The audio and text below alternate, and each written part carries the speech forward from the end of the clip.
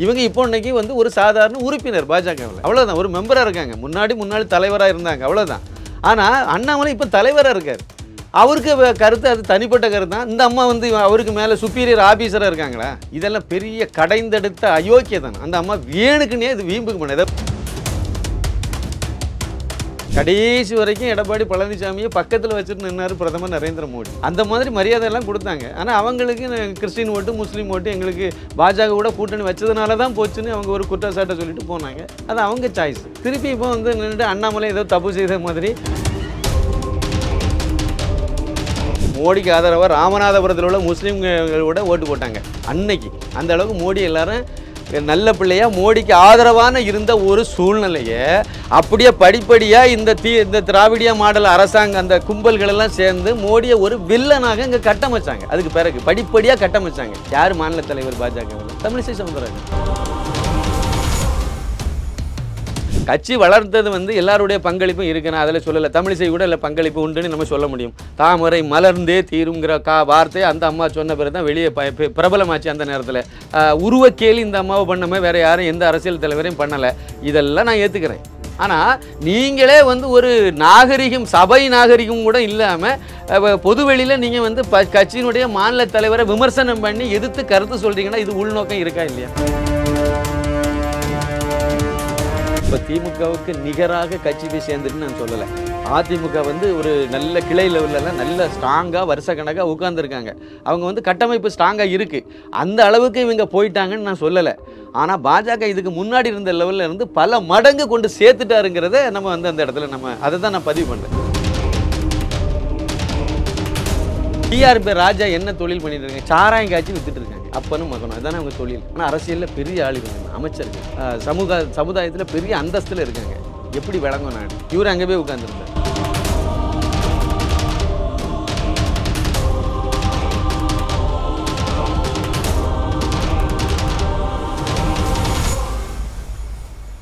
Real one நேயர்கள் அனைவருக்கும் விஜய் அருண்கேஷின் அன்பான வணக்கங்கள். இன்று நம்மோட நேர்காணலில் இணைந்திருப்பவர் எழுத்தாளர் மற்றும் பத்திரிகையாளர் சின்னப்ப கணேசன் அவர்கள். வணக்கம் சார். வணக்கம். வணக்கம். ரியல் ஒன் நேயர்களுக்கு எனது பணிவான வணக்கம். Okay sir. இப்போது பார்த்தீங்க அப்படின்னா பாஜக வந்து தலைமை மிகப்பெரிய அளவில் ஒரு இடத்த போய் பிடிச்சிட்டாங்க. இருந்தாலும் தமிழக பாஜகவில் வந்து தமிழக மாநில தலைவர் அண்ணாமலை அவர்களுக்கும் முன்னாள் தலைவர் தமிழிசை சவுந்தரராஜன் அவர்களுக்கும் ஒரு மோதல் ஏற்பட்டிருக்கு. முதல்ல இதை எப்படி பார்க்குறீங்க? அதாவது இந்த பிரச்சனையை வந்து இதுக்கு மூல காரணம் சூத்திரதாரி அப்படின்னு சொன்னால் நான் தமிழிசை சவுந்தரராஜனை தான் சொல்லுவேன். எதனால? ஆமாம், அவங்க தானே இந்த பிரச்சனை பொது வழியில் பேசுனாங்க. ஒரு முன்னாள் மாநில பாஜகவினுடைய தலைவராக இருந்தவங்க, 2 மாநிலத்துக்கு கவர்னராக இருந்தவங்க. அப்புறம் வந்து அவங்க அடிப்படையில் ஒரு நல்ல படித்த ஒரு டாக்டர், எம்பிபிஎஸ் முடித்த ஒரு டாக்டர். அவங்க அறிவு வேண்டாமா? அவங்க பொது வழியில் பேசலாமா? ஒரு கட்சியினுடைய விஷயத்தை நீங்கள் பேசுகிறீங்க. கட்சி அதாவது என்ன வேணாலும் விவாதிக்கலாம். பாஜகவை பொறுத்த வரைக்கும் தான் நான் சொல்கிறேன். மற்ற கட்சி விட்டுருங்க. திமுக வந்து அது வேறு மாதிரி இருக்கும். திமுகவில் இதெல்லாம் பேச முடியுமா? பேசினா இருக்க முடியுமா அந்த கட்சியில்? அது விடுங்க. பாஜகவில் சுதந்திரம் கூடுதல், கருத்து சுதந்திரம் எல்லாத்துக்கும் உண்டு. எங்கே இவங்க எல்லாம் மூத்த ஆள்கள், இவங்க கட்சிக்கு உள்ளால அதுக்குன்னு ஒரு இது இருக்குல்ல, பேசுவாங்கல்ல, அதுக்கு ஒரு விவாதம் வைப்பாங்கல்ல, அதுக்குள்ளே நிர்வாகிகள் மட்டத்தில் பேசி அதில் அவங்களுடைய கருத்தெல்லாம் பதிவு பண்ணி கடைசியாக ஒரு முடிவு எடுக்கிறாங்கல்ல, அது கட்சியினுடைய முடிவு. பாஜக தனியாக போட்டியிடணுங்கிறது கட்சியினுடைய முடிவு. அண்ணாமலை அந்த கருத்தில் நின்னாருங்கிறது வேறு விஷயம். அதை மற்றவங்க ஏற்றுக்கிட்டாங்க, பாதி பேர், சில பேர் ஏற்றுக்கலை. இதெல்லாம் வந்து அதுக்கு வருஷக்கணக்கில் இந்த விஷயங்கள்லாம் ஓடி முடிஞ்சது. கட்சி இன்னொன்று பாஜக கூட்டணியிலேருந்து வெளியே அதிமுக போச்சுதுன்னா அது பாஜக காரணம் கிடையாது. அவங்க தான் போனாங்க வெளியே. இவங்க யாரும் பிடிச்சி இங்கே வெளியே போங்கன்னு சொல்லி தேசிய ஜனநாயக கூட்டணியிலேருந்து எந்த கட்சியும் எந்த காலத்துலேயும் பாஜக மேலிடம் வெளியே அனுப்புனதே கிடையாது. அதுதான் உண்மை. ஒவ்வொரு தடவை அந்த இப்போ சந்திரபாபு நாயுடு முன்னாடி இருந்தார் வாஜ்பாய் காலத்தில்னா, அப்புறம் வெளியே போனார்னா அவராக தான் போனார். அப்படி நிதிஷ்குமார் இருந்தார், சும்மா வெளியே போனார்னா அவங்கள தான் முடிவெடுத்து போவாங்க. யாரையுமே கடைசி வரைக்கும் எடப்பாடி பழனிசாமியை பக்கத்தில் வச்சுட்டு நின்னார் பிரதமர் நரேந்திர மோடி. அந்த மாதிரி மரியாதையெல்லாம் கொடுத்தாங்க. ஆனால் அவங்களுக்கு கிறிஸ்டின் ஓட்டு, முஸ்லீம் ஓட்டு எங்களுக்கு பாஜக கூட கூட்டணி வச்சதுனால தான் போச்சுன்னு அவங்க ஒரு குற்றச்சாட்டை சொல்லிட்டு போனாங்க. அது அவங்க சாய்ஸ். திருப்பி இப்போ வந்து நின்றுட்டு அண்ணாமலை ஏதோ தப்பு செய்த மாதிரி பாஜக கூட்டணியில், அதாவது எடப்பாடி கூட கூட்டணி வச்சிருந்தா வந்து 30 இடத்துல வந்திருக்கும், 35 இடத்துல. இதை பொது வெளியில் பேச வேண்டிய அவசியம் இல்லைல்ல. இந்த அம்மா பேசுதுன்னா அப்போ இந்த அம்மாவுக்கு அறிவு இல்லைன்னு தானே அர்த்தம். அப்படி ஸ்ட்ரைட்டாகவே சொல்லலாம். இல்லை, அண்ணாமலை அவர்கள் வந்து நேரடியாக தமிழிசை அவர்களோட பேச்சுவார்த்தை நடத்தி ஒரு சுமூகமான முடிவு எடுத்திருந்தா இப்படி வெளியே பேசியிருக்க மாட்டாங்க. இல்லை, அண்ணாமலை எதுக்கு பேசணும்னு கேட்குறேன். இவங்க யார் சார்? இப்போ ஒரு உறுப்பினர் சார், பாஜகவில் ஒரு உறுப்பினர். அந்த உறுப்பினர் கார்டை கொடுத்ததே அண்ணாமலை தான் கொடுத்தார். அண்ணாமலை வந்து முடிவெடுத்து எல்லாமே பண்ணி முடிச்சாச்சு. இந்த அம்மா என்ன சொல்லுது, அண்ணாமலை அது அவருடைய தனிப்பட்ட கருத்துன்னு சொல்லுது. அவர் யார், மாநில தலைவருங்க. மாநில தலைவர் ஒரு கருத்தை சொன்னால் அது மாநில கட்சியினுடைய நிலைப்பாடு. அது தனியாக இன்னொரு துணைத் தலைவரோ இல்லைன்னா பொதுச் செயலாளரோ இவர் நாராயணன் திருப்பதி இந்த மாதிரி யாரோ ஒருத்தவங்க ஒரு கருத்தை சொல்லிட்டாங்கன்னா அதை வந்து அந்த கருத்து முரண்படும் போது மேலிடம் வந்து இல்லை இது கட்சியினுடைய கருத்து கிடையாது, அவருக்கு தனிப்பட்ட கருத்துன்னு சொல்கிறது எல்லா கட்சியிலையும் அந்த மாதிரி இருக்கும். எஸ்பி வேலுமணி சொன்னார்னா எடப்பாடி அது அவருக்கு கருத்துன்னு சொல்லிட்டு போகலாம், அதெல்லாம் வேற ஏற்றுக்க முடியும். ஆனால் இவங்க யார், இவங்க இப்போ இன்னைக்கு வந்து ஒரு சாதாரண உறுப்பினர் பாஜகவில், அவ்வளோதான். ஒரு மெம்பராக இருக்காங்க, முன்னாடி தலைவராக இருந்தாங்க, அவ்வளோதான். ஆனால் அண்ணாமலை இப்போ தலைவராக இருக்கார். அவருக்கு கருத்து அது தனிப்பட்ட கருத்து தான். இந்த அம்மா வந்து அவருக்கு மேலே சுப்பீரியர் ஆஃபீஸராக இருக்காங்களா? இதெல்லாம் பெரிய கடைந்தெடுத்த அயோக்கியதான். அந்த அம்மா வேணுக்குன்னே இது வீம்புக்கு பண்ண. ஏதாவது இன்னொரு விஷயத்தை நீங்கள் பாருங்கள், எந்த நேரத்தில் என்னைக்கு அந்த பேட்டி கொடுத்துன்னு நீங்கள் நல்லா பாருங்கள்.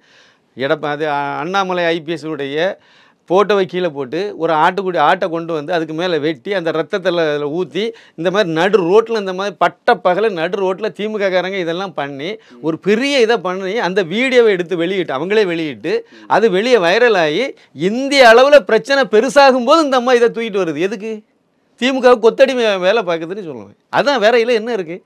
இல்லை, ஆரம்பத்துலேருந்து தமிழிசை அவர்கள் வந்து பாஜகவில் இருக்காங்க. அப்படி இருக்கும்போது நீங்கள் எப்படி திமுக கொத்தடிமை தான்.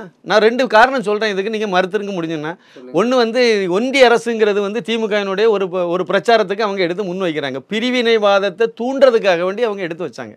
ஒன்றிய அரசு எதுக்கு இது அவங்க கருணாநிதி இதுக்கு முன்னாடி ஒன்றிய அரசுன்னு சொன்னார், மத்திய அரசுன்னு தானே சொன்னார். ஏன் மு.க. ஸ்டாலின்காரு வாயில் மட்டும் நுழைய மாட்டாங்குதா? ஏன் இவர் ஒன்றிய அரசுன்னு சொன்னார்? பிரிவினைவாதத்தை தூண்டுறாங்க. நாங்கள் தனித்தமிழ்நாடுங்கிறத அப்படியே அதை ஒரு அஜெண்டாவை வச்சுட்டு வந்தாங்க. இப்போ அதை வந்து அதிகப்படுத்துகிறாங்க. இந்த அம்மா பாண்டிச்சேரியில் கவர்னர், 2 மாநில கவர்னர் பாண்டிச்சேரியில் அன்னைக்கு இருந்தாங்க.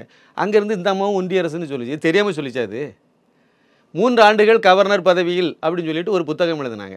3 ஆண்டு அந்த நிறைவு பண்ணும்போது எழுதினாங்க. அந்த புக்கை வெளியிட்டது யாரு தெரியுமா? 24 மணி நேரமும் மோடி, அண்ணாமலை, அமித்ஷா இவங்கெல்லாம் தரக்குறைவாக விமர்சனம் பண்ண நக்கீரன் கோபாலை வச்சு இந்த அம்மா அந்த புக்கை வெளியிட்டு கூட நின்ன பத்திரிகையாளர் அத்தனை பேருமே தேசத்துறைகள், அத்தனை பேருமே மோடிக்கு எது anti Modi, anti Hindu, anti national அப்படிப்பட்ட ஆட்களை வச்சு வெளியிட்டாங்க. என்ன நோக்கம் இவங்களுக்கு தெரியாதா? இவங்கெல்லாம் இப்போ மோடிக்கு எதிரான ஆட்கள், இந்துத்துவாவுக்கு எதிரான ஆட்கள், தேசியவாதிகளுக்கு எதிரான ஆட்கள், அப்படி தான் விடிய விவாதம் நடத்திட்டு இருக்காங்க, எழுதிட்டு இருக்காங்க. அண்ணாமலைங்கிற பேரை போடாமல் ஆட்டுக்குட்டின்னு எழுதிட்டு இருக்காரு நக்கீரன் கோபால், அவரை வச்சு எதுக்கு இவங்க வெளியிட்டாங்க? இதெல்லாம் என்ன காரணம் எதுக்கு சொல்ல போகிறாங்க?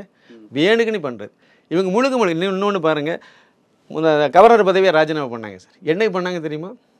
அன்றைக்கி வந்து கோயம்புத்தூரில் வந்து கோவை 98 பிப்ரவரி 14 அங்கே ஒரு தொடர் குண்டுவெடிப்பு நடத்தி அங்கே வந்து ஒரு 58 பேர் இறந்து போயிட்டாங்க. அந்த இறந்து போனவங்களுக்கு ஒரு நினைவு நாள். அந்த நினைவு நாளில் இந்த வருஷம் நினைவு நாள் அன்னைக்கு அவருக்கு வந்து மரியாதை செலுத்துகிறாரு அண்ணாமலைக்கு. அண்ணாமலை பேர் மரியாதை தானே செலுத்துகிறாரு. மரியாதை செலுத்தி அந்த விஷயம் அப்படியே வெளியே தெரியுது. இந்த மாதிரி இப்படி ஒரு சம்பவம் நடந்துச்சோ, இந்த முஸ்லீம் பயங்கரவாதிகள் இப்படிலாம் பண்ணாங்களோன்னு இன்னைக்குள்ள ஜென்ரேஷனுக்கு அது புரியுது. அன்னைக்கு அப்போ தான் அந்த நியூஸ் வெளியே வருது. இந்த மாதிரி ராஜினாமான்னு சொல்லிட்டு அடுத்த நாள் ராஜினாமா பண்ண குடிமொழிக்கு போயிருமா? வேணுக்குன்னு பண்ணுறது. அது வந்து பாருங்கள், பாஜகவில் வந்து இது குற்ற பின்னணி உள்ளவரெல்லாம் அண்ணாமலை சேர்த்துட்டாரு. ஆமாம், அது ஒரு கருத்து முன் வச்சாங்கல்ல. நான் என்ன கேட்குறேன்னா, இந்த அம்மா வந்து இதுக்கு முன்னாடி இன்னொரு கருத்தையும் சொல்லிட்டு இதுக்கு வந்தால் கரெக்டாக இருக்கும். இந்த அம்மா வந்து நான் வந்து கூட்டணி நான் தலைவராக இருக்கும்போதுன்னா நாங்கள்லாம் ஒரு யூகம் அமைச்சு நாங்கள் வந்து இது கூட்டணியெல்லாம் சரியாக பண்ணணும் அப்படின்னாங்க. என்னத்தை நட்ட கலத்துனாங்க இவங்க. 2019 இவங்க தானே சார் பாஜகவினுடைய மாநில தலைவர், இவங்க தான் இருந்தாங்க. எத்தனை சீட்டில் வெற்றி பெற்றாங்க, எத்தனை % ஓட்டு கிடைச்சிது? அன்னைக்கு இவங்க தானே இருந்தாங்க. அதிமுக தான் கூட்டணி வச்சு என்னத்தை பண்ணீங்க? ஆனால் இன்னைக்கு தனியாக நின்று அதிமுகவை வந்து 8+1 9 பாண்டிச்சேரி சேர்த்து 8 இடத்துல 7+1 8 இடத்துல டெபாசிட் இலக்க வச்சுருக்காங்கல்ல. தென் சென்னையில் இந்த அம்மா போட்டிட்டு இல்லை, இதுக்கு போட்ட ஓட்டெல்லாம் யாருக்காக வேண்டி போட்டது? அண்ணாமலைக்கும் மோடிக்காக விழுந்த ஓட்டு, இந்த அம்மாவுக்கு வேண்டி விழுந்த ஓட்டு கிடையாது. இந்த அம்மா அந்த தொகுதியில் என்ன பண்ணாங்க? தென் சென்னையில் தான் இருக்காங்க, அவங்க வீடு விருகம்பாக்கத்தில் இருக்குது. விருகம்பாக்கத்தில் அவங்க வீடு இருக்கக்கூடிய அந்த வார்டு இருக்குல்ல, அந்த வார்டில் கூட பிஜேபி வெற்றி பெறல. ஏன்? அதை கூட 2 மாநிலத்துக்கு கவர்னர் இருந்தவங்களுக்கு இந்த வார்டை வெற்றி பெற வைக்க துப்பு கிடையாது. செய்யணும்ல அதெல்லாம். நீ பின்னாடி அரசியலுக்கு வர போகிறீங்க. நான் ஒன்று கேட்குறேன், மோடி அமித்ஷா 2 பேரும் குஜராத்லேருந்து டெல்லி போயிட்டாங்க சார். டெல்லியில் போய் அவர் பிரதமர், அமித்ஷா வந்து உள்துறை அமைச்சர். குஜராத் மாநில விவகாரங்கள்லாம் நீங்கள் பார்த்துடுங்கப்பா அப்படின்னு விட்டுட்டு போயிருந்தாங்கன்னா இன்னைக்கு குஜராத் பிஜேபி கையில் இருந்திருக்குது. அப்போ அவங்க குஜராத் விவகாரங்களை இன்னைக்கு வரைக்கும் கையில் வச்சிருக்காங்கல்ல, பார்க்குறாங்கல்ல, கவனிக்கிறாங்கல்ல. இவங்க வீடு இருக்கக்கூடிய வார்டை பிஜேபி வெற்றி பெறணுங்கிற அக்கறை கிடையாது இவங்களுக்கு. நேரடியாக களத்தில் இருந்து பிரச்சாரம் பண்ண வேண்டாம்.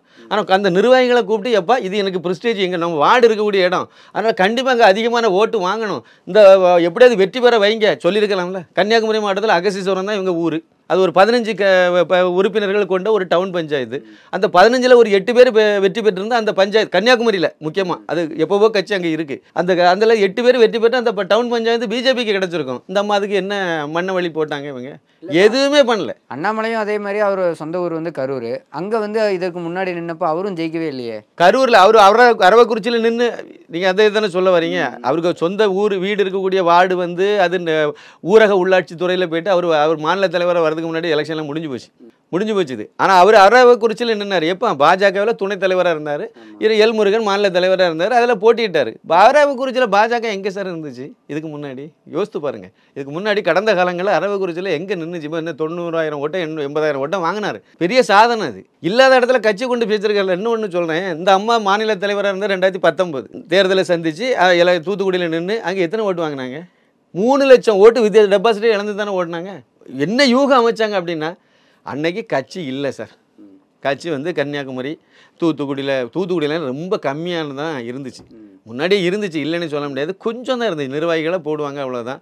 கன்னியாகுமரி, கோயம்புத்தூர், அப்புறம் வந்து ராமநாதபுரம், அப்புறம் தென்காசி, இந்த மாதிரி பிட்டு கொஞ்சம் தான் பாஜகவே அப்போ தான் முளைச்சி வந்துச்சு. கன்னியாகுமரியில் ஸ்ட்ராங்காக இருந்துச்சு. 96லேயே வந்து பத்மாராமன் தொகுதியில் பிஜேபியில் வந்து வேலாயுதன் அவர்கள் வந்து வெற்றி பெற்றார். இதெல்லாம் சாதனை தானா? இல்லைன்னு சொல்ல. பிஜேபியினுடைய முதல் வெற்றி அங்கே தான் பதிச்சாங்க. தனியாக நின்று வெற்றி பதிச்சது. அதுவும் 96 எலெக்ஷன் எப்படி ஜெயலலிதா அவர்களுக்கு மேலே மிக கடுமையான அதிருப்தி. அத்தனை பேரும் திமுக கூட்டணி தான் ஓட்டு போடணும்னு இவர் ஜி.கே. மூப்பனார் அவங்க எல்லாம் சேர்ந்து திமுகவுக்கு ஆதரவு தெரிவித்து அது ஒரு கூட்டணி அமைச்சிருந்த நேரம். துக்ளக் ஆசிரியர் ராமசாமி அதுக்கு ஆதரவு, சூப்பர் ஸ்டார் ரஜினிகாந்த் அதுக்கு வேண்டி வெளிப்படையாக வாய்ஸ் கொடுத்தாரு. இதெல்லாம் பண்ணி மக்கள் அத்தனை பேரும் ஜெயலலிதாவுக்கு எதிராக நின்று திமுகவை ஆதரித்த நேரத்தில் ஜெயலலிதாவே அவங்க தொகுதியில் தோத்த நேரத்தில் தான் பிஜேபி அங்கே வெற்றி பெற்றுச்சு. அல்ல பிஜேபி அங்கே இருக்குன்னு சொல்லுங்கள், அங்கே உழைச்சாங்க, முன்னாடியே இருந்த இதெல்லாம் எனக்கு தெரியும், நல்லாவே அது உண்மை. ஆனால் 2019 நிலவரப்படி நீங்கள் கட்சி எங்கெல்லாம் இருந்து பார்த்தீங்கன்னா அங்கங்கே தானே இருந்துச்சு. இன்றைக்கி எப்படி இருக்குது? தமிழகம் முழுக்க பரவி இருக்குல்ல, அந்த கட்சியை கொண்டு சேர்த்துருக்காருல. சரி, 2019 இன்னொரு கேள்வி வைக்கிறேன். 2014 மோடி வந்து பிரதமர் வேட்பாளராக அறிவிக்கப்பட்ட போது வந்து அவருக்கு மிகப்பெரிய ஆதரவு தமிழ்நாட்டிலையும் கிடச்சிது. மக்கள் பெரிய அளவில்னு சொல்லாட்டாலும் தமிழ்நாடு, பாண்டிச்சேரி உட்பட 3 இடத்துல பிஜேபி வெற்றி பெற்றுச்சு. பாஜக அணி ஒரு அணி அமைச்சிருந்தாங்க, திமுக தனியாக ஒரு அணி அமைச்சு நின்னாங்க, ஜெயலலிதா அந்த அம்மா தனியாக நின்றுச்சு. இந்த மாதிரி நிற்கும் போது திமுகவுக்கு 0, ஒரு சீட்டு கூட வெற்றி பெறல. அந்த அம்மா 37 இடத்துல வெற்றி பெற்றாங்க. 2 இடம் தமிழ்நாட்டு தருமபுரி, பாண்டிச்சேரி, இந்த தருமபுரி, பாண்டிச்சேரி, கன்னியாகுமரி, இந்த 3 பாண்டிச்சேரியை சேர்த்து 40க்கு 3 இடத்துல பாஜக அணி வெற்றி பெற்றுச்சு. அந்த 2014 அன்னைக்கு மோடி எங்கே எல்லாரும் கொண்டாடினாங்க. மோடிக்கு ஆதரவாக ராமநாதபுரத்தில் உள்ள முஸ்லீம்களோட ஓட்டு போட்டாங்க. அன்னைக்கு அந்த அளவுக்கு மோடி எல்லாரும் நல்ல பிள்ளையா மோடிக்கு ஆதரவான இருந்த ஒரு சூழ்நிலையை அப்படியே படிப்படியாக இந்த திராவிடிய மாடல் அரசாங்கம் அந்த கும்பல்களெல்லாம் சேர்ந்து மோடியை ஒரு வில்லனாக இங்கே கட்டமைச்சாங்க. அதுக்கு பிறகு படிப்படியாக கட்டமைச்சாங்க. யார் மாநில தலைவர் பாஜகவில்? தமிழிசை சவுந்தரராஜன். இல்லை, அண்ணாமலை அவர்கள் வந்து கட்சி இவ்வளோ பெருசாக வளர்த்துருக்காரு அப்படின்னா அதற்கு முக்கியமான காரணம் வந்து அவர் அவதூறான விஷயங்கள் நிறையா வந்து எலெக்ஷன் டைமில் பரப்பி நிறைய சர்ச்சைகளுக்கு உள்ளாக்கி அவர் வந்து அவர் என்ன அவதூறான என்ன விஷயத்தை பரப்புனார்? மோடிக்கு மேலே அவதூறாக பரப்பப்பட்ட விஷயங்கள் எல்லாம் அவர் வந்து உண்மை என்னங்கிறத வெளிப்படையாக உடச்சி விட்டார். மற்றபடி அவதூறு என்ன? செந்தில் பாலாஜி உள்ளே போனார்னா அவன் குற்றவாளி அந்த ஆள். அதை உள்ளே போகிறதுக்கு காரணமாக இருந்தது அண்ணாமலை. இவங்களுடைய அந்த இது ஈபியில் நடந்த ஊழலை முறைகேடை வெளியே கொண்டு வந்தது இது. அண்ணாமலை வந்து டேரிங்காக திமுகவை அட்டாக் பண்ணார். அதுதானே உண்மை. எதிர்த்து ஒரு அரசியல் பண்ணார். அவர் தலைவராக பதவியேற்ற உடனே முதல்ல தஞ்சாவூரில் விவசாயிகளுக்கான ஒரு உண்ணாவிரத போராட்டத்தை நடத்தினார். அன்னைக்கு டிக்ளேர் பண்ணார், நான் வந்து இதுக்கு முன்னாடி இருந்த பாஜக தலைவர்கள் மாதிரி அதாவது ப்ரெஸ்ஸில் மீட் பண்ணது மற்ற இடத்துல இருந்தங்கெல்லாம் நான் வந்து திமுகவை எதிர்க்கிற மாதிரி நான் பேசிக்கிட்டு அதுக்கு பிறகு நான் அண்டர்லிங்கில் அவங்க கூட ஒரு ஃப்ரெண்ட்ஷிப் எல்லாம் வைக்க மாட்டேன்னு சொல்லி டிக்ளேர் பண்ணார். எனக்கு எதிரி திமுக தான், பாஜகவுக்கு எதிரி திமுக தான் அன்னைக்கு டிக்ளேர் பண்ணார். இன்றைக்கு வரைக்கும் அதே ஸ்டாண்டில் கரெக்டாக இருக்கார். இந்த அம்மா என்ன பண்ணிகிட்டு இருக்கு? 2 மாநிலத்துக்கு கவர்னர், பழையபடியும் வரேன், 2 மாநிலத்துக்கு கவர்னர். திமுக வந்து 2021 தமிழகத்தில் வெற்றி பெற்றாச்சு. அந்த கூட்டணி வெற்றி பெற்றாச்சு. வெற்றி பெற்று அதுக்கு பிறகு அவர் என்ன முதலமைச்சராக பதவி ஏற்கலை. மு.க. ஸ்டாலின் அவர் பதவி ஏற்காமல் இருக்கார். இந்த நேரத்தில் இந்த அம்மா அவங்க வீட்டுக்கு போனாங்க. வாழ்த்து சொல்ல. 2 மாநில கவர்னர் சார். அவர் என்ன முதலமைச்சர் கூட ஆகலை. புரோட்டோகால் படி முதலமைச்சருக்கு மேலே இருக்காங்க கவர்னர். அதான் புரோட்டோகால். இவர் தான் அவங்கள போய் பார்க்கணும், வாழ்த்து பெற்றுட்டு வரணும். வாங்கப்பா நான் உங்களை வாழ்த்துறேன்னு சொன்னால் இவங்க தான் நேரில் போகணும். அதான் புரோட்டோகால். ஆனால் இந்த அம்மா நேராக அவங்க வீட்டில் போய் பொக்கை கொடுத்து வாழ்த்து சொல்லிச்சு. என்ன அதில் என்ன அப்படி வந்து போச்சு, குடிமொழியாக போச்சு. இது எதுக்கு அப்படி போகணும்? ஃபோனில் ஒரு வாழ்த்து சொல்லலாம், இல்லைனா ஏதாவது குறைந்தபட்சம் ஏதாவது ஒரு சந்தர்ப்பத்தில் இங்கே வரும்போது தலைமைச் செயலகத்தில் ஒரு முதலமைச்சராக பதவியேற்று இருக்கும்போது அங்கே போய் அவரை பார்த்துட்டு போகணுன்னு சொன்னால் கூட கொஞ்சம் லாஜிக்கு ஏற்றுக்க முடியும். இந்த அம்மா அப்போ என்ன அரசியல் பண்ணிகிட்டு இருக்காங்க? நீங்கள் என்ன வேணாலும் அடித்து சாவுங்க, நாங்கள் வந்து அங்கே ஒரு ஃப்ரெண்ட்ஷிப் வச்சுட்டு அப்படியே ஹாயாக சுற்றிட்டு தெரியும். இன்னொரு விஷயம் சொல்கிறேன் உங்களுக்கு. பாஜகலேருந்து அம்மா வந்த நேரம் வந்து நிறைய பேர் அந்த கருத்தை சொல்கிறாங்க. தமிழிசை சவுந்தரராஜன் பாஜகவுக்கு வரும்போது வந்து பாஜக பெரிய அளவில் இல்லாத நேரத்தில் அவங்க வந்தாங்க. அது வந்ததே பெரிய விஷயம். அது குமரி அனந்தனுங்க மகா, காங்கிரஸினுடைய ஒரு பாரம்பரியமான ஒரு தலைவர். அவருக்கு மகளாக இருந்துட்டு ஒரு படித்த டாக்டர் MBBS. அவங்க வந்து இங்கே பாஜகவில் வந்து அந்த நேரத்தை சேர்ந்தது ஒரு பெரிய விஷயம் தானே. உண்மையிலே பெரிய விஷயம் தான். ஆனால் இன்னொரு விஷயம் நினைவூட்டுறேன். இதுக்கு முன்னாடி டாக்டர் என்ன சந்திரபோஸ் அப்படின்னு சொல்லி தூத்துக்குடியிலேருந்து ஒரு டாக்டர் அங்கே அழகப்பா நரசிங்கோம்னு ஒரு ஆஸ்பத்திரி வச்சிருக்காரு. இப்போவும் அது இருக்கும். அவங்க இல்லைன்னு நினைக்கிறேன். அவர் அந்த பெரிய மனிதர் வந்து அன்னைக்கே பாஜகவினுடைய மாநில தலைவராக இருந்தார். 96 வரைக்கும் இருந்த தலைவரே அவர் தான். 96 பாராளுமன்ற தேர்தலில் வந்து அன்னைக்கு வந்து திருச்செந்தூர் நாடாளுமன்ற தொகுதியில் தான் கன்னியாகுமரி சட்டமன்ற தொகுதியும் இருந்துச்சு.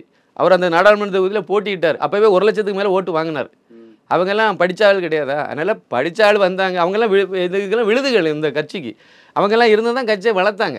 ஆனால் அன்னைக்கு அவ்வளோதான் பண்ண முடிஞ்சுது. நான் என்ன சொல்கிறேன் அப்படின்னா, கட்சி வளர்த்தது வந்து எல்லாருடைய பங்களிப்பும் இருக்குன்னா அதில் சொல்லலை. தமிழிசை கூட இல்லை பங்களிப்பு உண்டுன்னு நம்ம சொல்ல முடியும். தாமரை மலர்ந்தே தீருங்கிற வார்த்தை அந்த அம்மா சொன்ன பிறகு தான் வெளியே பிரபலமாச்சு. அந்த நேரத்தில் உருவக்கேலி இந்த அம்மாவை பண்ணாமல் வேறு யாரும் எந்த அரசியல் தலைவரையும் பண்ணலை.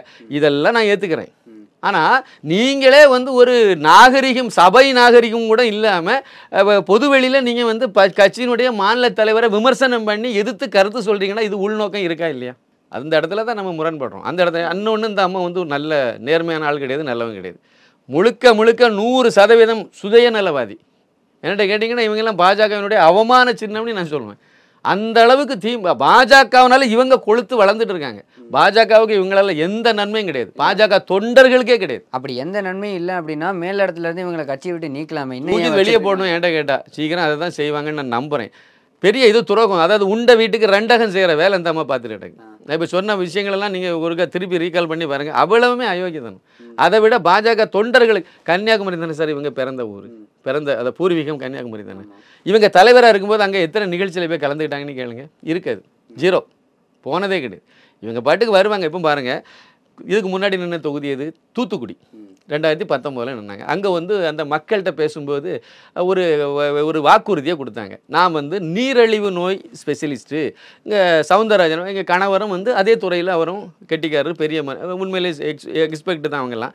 அப்படிப்பட்ட திறமையான மருத்துவர்கள். அதனால் இந்த எலெக்ஷனில் நீங்கள் எனக்கு ஓட்டே போடாமல் நான் தோற்று போனால் கூட நிச்சயமாக இந்த மக்களுக்காக, தூத்துக்குடி மக்களுக்காக நான் இங்கே அந்த மருத்துவ சேவைகளை நான் தொடர்ந்து பண்ணுவேன்னு சொன்னாங்க. ஒரு வாக்குறுதி கொடுத்தாங்க அந்த தேர்தலில். நல்லா எனக்கு ஞாபகம் இருக்குது.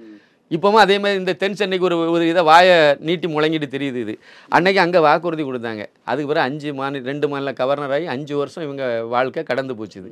2 மாநில கவர்னராக இருக்கக்கூடிய அந்த சூழ்நிலையில் இவங்களுக்கு நிறைய ஸ்பான்சர் கிடைப்பாங்க. ஒரு மருத்துவ முகாம் நடத்துறதுக்கு, ஒரு மருத்துவ உதவிகளை அந்த மக்களுக்கு செய்கிறதுக்கு. இன்னும் சொல்ல போனால் இவங்க நிறைய பேர் இவங்க சொந்தக்காரங்களும் அங்கே உண்டு. அப்போ இவங்க அந்த தொகுதிக்குள்ளால் எடுத்து நிறைய விஷயங்களை 5 வருஷமாக இவங்க நிறைய மருத்துவம் மட்டுமே இவங்க செய்தால் கூட நிறைய அறக்கட்டளை மூலமாக எது வேணாலும் பண்ணலாம். நிதி உதவி கொடுக்க நிறைய பேர் ஸ்பான்சர், நிறைய பேர் உதவுறதுக்கு நிறைய வந்திருப்பாங்க. ஏன் செய்யலை? ஒரே ஒரு முகாம் இவங்க நடத்தின ஒரே ஒரு ஆளுக்கு ட்ரீட்மெண்ட் பண்ணாதான் சொல்லுங்கள். தூத்துக்குடி பாராளுமன்ற தொகுதிக்கு உட்பட்ட தமிழ்நாட்டிலேருந்து யாருக்காவது ஒரு ஆளுக்கு இவங்க வந்து நோயில் வந்து பாதிக்கப்பட்ட ஒருத்தனை குணப்படுத்தி விட்டாங்கன்னு சொல்லுங்கள். பண்ணவே மாட்டாங்க. இல்லை, அண்ணாமலை அவர்கள் இந்த மாதிரி ஏதாவது செஞ்சுருக்காரா? அண்ணாமலை நிறைய ஏற்கனவே அவர் பிஜேபிக்கு வரதுக்கு முன்னாடி அவர் நிறைய த லீடர் அப்படிலாம் நிறைய அமைப்பெல்லாம் வச்சு நிறைய பண்ணிகிட்டே இருக்கார். இப்பவும் பண்ணிட்டு தான் இருக்காரு. பின்னணியில் இன்னொன்று மாநில தலைவராக பொறுப்பேற்றதுக்கு அப்புறம் பல நிகழ்ச்சிகளுக்கு கலந்துக்கிட்டாரா? ஆமாம், அவர் கலந்துக்கிட்டு தானே இருக்கார். அவர் மாநில தலைவரான பிறகு அது காலேஜ் ஃபங்க்ஷனாக இருந்தாலும் சரி தான், எல்லாருமே கலந்துட்டு தான் இருக்கார். அது போயிட்டே தான் இருக்கார். இன்னும் நான் எதுக்கு சொல்கிறேன்னா, இந்த அம்மா வாக்குறுதி கொடுத்ததை எப்படி காப்பாற்றினாங்கிறதுக்கு நான் சொன்னேன். அதேமாதிரி அவங்களால யாருக்கும் எந்த நன்மையும் இல்லைன்னு சொன்னேன். அதுக்கு நான் இதை குறிப்பிட்டேன். அண்ணாமலை எடுத்துக்கிடுங்க. நீங்கள் இப்போ சொன்ன பாயிண்ட்டுக்கு வரேன். அண்ணாமலை எடுத்துடுங்க. இப்போ வந்த பிறகு இந்த கட்சி வளர்ந்துருக்கா இல்லையா? நூக்கன் கார்னர் சந்து பொந்தெல்லாம் இந்த பிஜேபி கொண்டு சேர்த்தாரா இல்லையா? 2 விஷயம் முக்கியமான விஷயம். ஒன்று வந்து மோடிக்கு எதிராக இருந்த கட்டமைக்கப்பட்ட அத்தனையும் உடைச்சார்.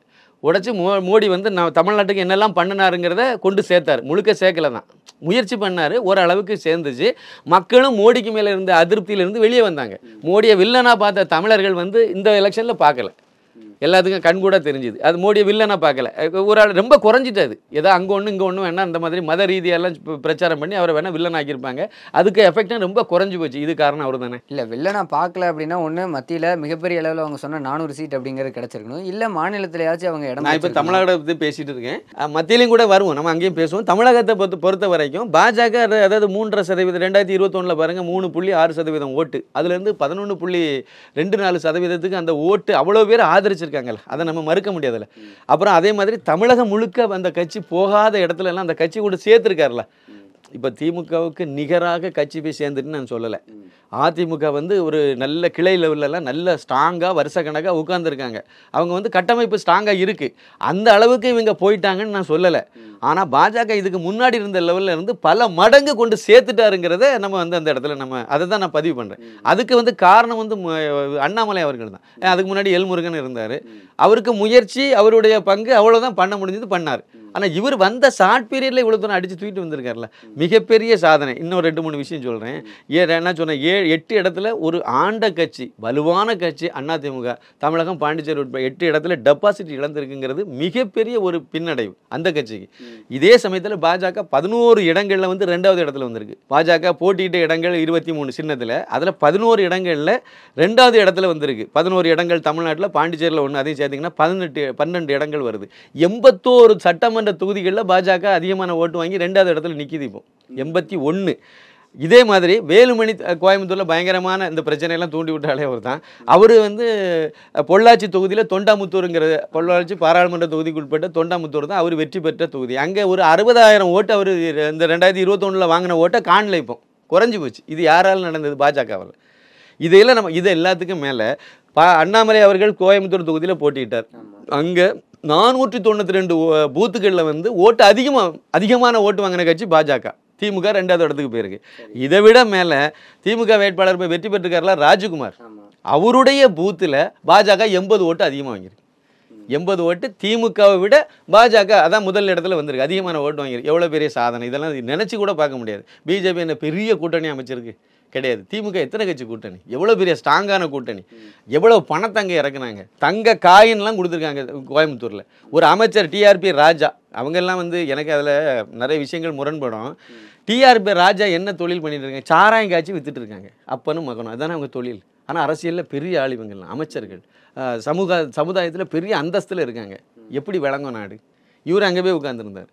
அங்கே போய் உட்காந்து கிட்டத்தட்ட 1000 கோடி அளவுக்கு செலவு பண்ணதாக சொல்கிறாங்க திமுக தரப்பில். இவ்வளவு பணத்தையும் கொடுத்து 10,000 வரைக்கும் கொடுத்துருக்காங்க ஒரு ஓட்டுக்கு அதிகபட்சம். இல்லை பாஜக சைட்லேருந்து செலவு பண்ணல அப்படிங்கிறீங்களா? செலவு பண்ணுறது வேற, ஓட்டுக்கு நோட்டு கொடுக்கறது வேற. பாஜகவிலேருந்து கொடுத்ததா நிறைய கொடுத்தாதான் வெற்றி பெறலாமே சார். நீங்கள் 500 ரூபா கொடுத்தா 1000 ரூபா கொடுத்து பாஜக பணம் இல்லாமல் இருக்காங்கன்னு நினைக்கிறீங்களா? பாஜக கையில் பணம் இல்லாட்டாலும் பரவாயில்ல, 10 வருஷம் மத்தியில் ஆளுங்கட்சி. பாஜகவை நம்பி மோடி தான் அடுத்த பிரதமருங்கிறது எல்லாம் நல்லா உறுதியாக தெரிஞ்சது. கொங்கு மண்டலத்தில் நிறைய தொழிலதிபர் பாஜகவுக்கு ஆதரவு. அவங்ககிட்டலாம் சொன்னீங்கன்னா கை காட்டி விட்டீங்கன்னா கொடுத்துருவாங்க சார். அது ஒரு பெரிய விஷயம் கிடையாது. 1000 ரூபா கொடுத்தா போதும். அந்த தொகுதி அந்த தமிழ்நாடு முழுக்கவே அரசியல் கிழமை மாறி போயிருக்கும். தமிழ்நாட்டில் பணம் கொடுக்காம திமுக ஒரு தொகுதியில் கூட வெற்றி பெறல. ஏதாவது ஒரு தொகுதியை சொல்லுங்கள். மத்திய சென்னையில் கொடுக்கல, தென் சென்னையில் கொடுக்கல, இல்லை வட சென்னையில் கொடுக்கல, இல்லை டிஆர் பாலு நின்ன ஸ்ரீபெரும்புதூர் தொகுதியில் கொடுக்கல, இல்லை கன்னியாகுமரியில் காங்கிரஸ் கொடுக்கல, தருமபுரியில் திருப்பூரில் வந்து நின்னது கம்யூனிஸ்ட். இந்த கம்யூனிஸ்ட் கும்பலே அங்கே பணத்தை தான் கொடுத்தாங்க. இதெல்லாம் உண்மையான தகவல். பணம் கொடுத்தது உண்மை. அந்த கூட்டணியில் எல்லாருமே பணம் கொடுத்துருக்காங்க. ஓட்டுக்கு ரூபா கொடுத்துட்டு என்னது வெளியே தெரியாத அளவுக்கு பார்த்துக்கிட்டாங்க. தெரிஞ்சாலும் அதை பெருசாக யாரும் கண்டுக்காத அளவுக்கு கொண்டு போயிட்டாங்க. மக்களே அதுக்கு அடிக்ட் ஆகி விட்டுட்டாங்கல்ல, அந்த மாதிரி கொண்டு போயிட்டாங்க. அதனால் பாஜக இன்றைக்கும் சொல்கிறேன், பாஜகவும் நாம் தமிழர் கட்சியை மட்டும்தான் பணம் கொடுக்கல. இல்லை நாம் தமிழர் கட்சி கூட பணம் கொடுத்ததா எந்த இடங்கள்லையும் தகவல் வரல. ஆனால் சோஷியல் மீடியாவில் பார்த்தீங்க அப்படின்னா பாஜக கோவையில் வந்து பணம் கொடுத்ததா நிறைய பேர் கொடுத்துருக்காங்க. நிறைய பேர் இல்லை, ஒரே ஒருத்தர் நெத்தியில் விபூதி வச்சுட்டு கொடுத்ததாக ஒரு இதை வந்து பரப்பி விட்டாங்க. திமுகவுக்கு இதெல்லாம் சொல்லியா கொடுக்கணும்?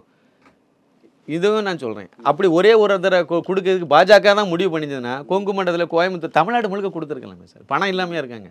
சொன்னால் 4 பேர் பணம் கொடுக்க தயாராக இருக்காங்க சார். தமிழ்நாடு முழுக்க எல்லா தொகுதியிலையும் பாஜக கூட்டணி, பாஜக போட்டிட்டு, குறைஞ்சபட்சம் பாஜக போட்டிட்டு எல்லா இடமும் ரூபா கொடுத்துருக்கலாம். ஏன் தென்காசியில் ரூபாயை கொடுக்கல? எது கொடுக்காம இருந்தாங்க? ஏன் இது மற்ற தொகுதியும் பாருங்க, இது நான் கள நிலவரத்தை வச்சு தான் சொல்லேன். ஒரே ஒரு வீடியோவை எங்கே பரப்பி விட்டாங்க, விட்டு 4 நாள் அதை 2 நாள் போட்டு நல்லா எல்லா சன் டிவியில இருந்து எல்லாம் அவங்க சேனல்கள் எல்லாம் திமுக கொத்தடிமை சேனல்லாம் நல்லா பரப்பி விட்டாங்க. விட்டு அதை பண்ணாங்க. விட்டதெல்லாம் யார்? திமுககாரங்க. திமுககாரன் என்ன பண்ணாங்க? எல்லா தொகுதியிலும் பணம் கொடுத்தாங்க. எங்கேயாவது ஒரு இடத்த தருமபுரியில் கொடுக்கலன்னு சொல்லுங்க, ஏதாவது ஒரு தொகுதியில் சொல்லுங்க. எல்லா இடமும் ரூபா கொடுத்தாங்க. ரூபா கொடுத்து வாங்கின வெற்றி இது. இதை வச்சுக்கிட்டு நாங்கள் ஈரோடு கிழக்கில் அவங்க எப்படி வெற்றி பண்ணாங்க? ஈரோடு கிழக்கு சட்டமன்ற இடைத்தேர்தல் அங்கே என்ன நடந்ததுன்னு உலகத்துக்கே தெரியும். பாஜக அப்போ அங்கே போட்டியிடலை, எடப்பாடி தான் இல்லை தனியாக நின்று அவரே தான் போட்டியிட்டார் அந்த தேர்தலில். ஆனால் அங்கே ரூபாயே கொடுக்காம தான் ஈவி கேஸ் இளவங்கன்னு வெற்றி பெற்றார்னு சொல்கிறீங்களா நீங்கள்? அப்படி கிடையாது. திருமங்கலம் ஃபார்முலாவுக்கு பிறகு அவங்க எல்லாருமே பணம் தான், இப்போவும் பணம் கொடுத்து தான் வெற்றி பெற்றிருக்காங்க. 3 வருஷம் பயங்கரமான அதிருப்தி திமுகவுக்கு மேலே. எத்தனை தடவை கரண்ட் பில்லை ஏற்றியாச்சு, வீட்டு வரியை ஏற்றியாச்சு, எல்லா மட்டத்திலும் அரசு ஊழியர்கள் ஆசிரியர்கள் அத்தனை பேர் அதிருப்தி. நீங்கள் இந்த எலெக்ஷனில் மைனூட்டாக ஒரு விஷயத்தை கவனிச்சிங்கன்னா தெரியும். இந்த தபால் ஓட்டுன்னு ஒரு ஓட்டு இருக்குல்ல, அதில் முக்கியமாக ஓட்டு போட்டது அத்தனை பேரும் அரசு ஊழியர்கள். இராணுவ வீரர்கள் இருக்காங்க, அதுக்கு எண்ணிக்கை ஒவ்வொரு பூத்துலேயும் கம்மியாக தான் வரும், அவங்களுடைய எண்ணிக்கை கம்மியாக தான் வரும். அதை விட தேர்தல் பணியில் ஈடுபட்டிருந்த அரசு ஊழியர்களுடைய ஓட்டு அதிகமாக வரும். 15,000 ஓட்டு வரைக்கும் வந்திருக்கு. கன்னியாகுமரி பாராளுமன்ற தொகுதியில் 15,000 ஓட்டு தபால் ஓட்டு. இதுவே கோயம்புத்தூர்ல 15க்கு மேலே தான் அங்கே இருக்கும், பெரிய தொகுதி அது. இந்த ஓட்டுகளில் பாதி ஓட்டு பாஜகவுக்கு வந்திருக்கேன். அது எப்படி வந்துச்சு அப்படின்னா, அரசு ஊழியர்கள் கூட உங்களுக்கு மேலே அதிருப்தியில் இருக்கானே தானே அர்த்தம். ஆனால் அப்பாவி மக்கள் கிராமத்தில் போய் பணத்தை கொடுத்து நீங்கள் ஓட்டை வாங்கி வச்சுட்டு நீங்கள் நாங்கள் ஜனநாயக வெற்றின்னு சொல்லி இதெல்லாம் பண்ண பிறகு 7% ஓட்டுக்கு திமுகவுக்கு குறைஞ்சி தான் இல்லையா? 7% ஓட்டு கீழே இறங்கி போன எலெக்ஷன்லேருந்து இந்த எலெக்ஷன் குறைஞ்சி போச்சுது. போன எம்பி எலெக்ஷன்லேருந்து இந்த எம்பி எலெக்ஷனில் 5 வருஷத்துக்குள்ளே இப்படி நீங்கள் மைனஸில் போகும்போது தான் பிஜேபி இவ்வளோ ஓட்டில் மேலே வருது. அப்போ அது சாதனை தானே. அதை நீங்கள் இழிவுபடுத்தினீங்கன்னா. இவ்வளோ நேரம் உங்களோட கருத்துக்களை எல்லாம் பகிர்ந்தமைக்கு ரொம்ப நன்றி சார். மிக்க நன்றி. நன்றி, வணக்கம்.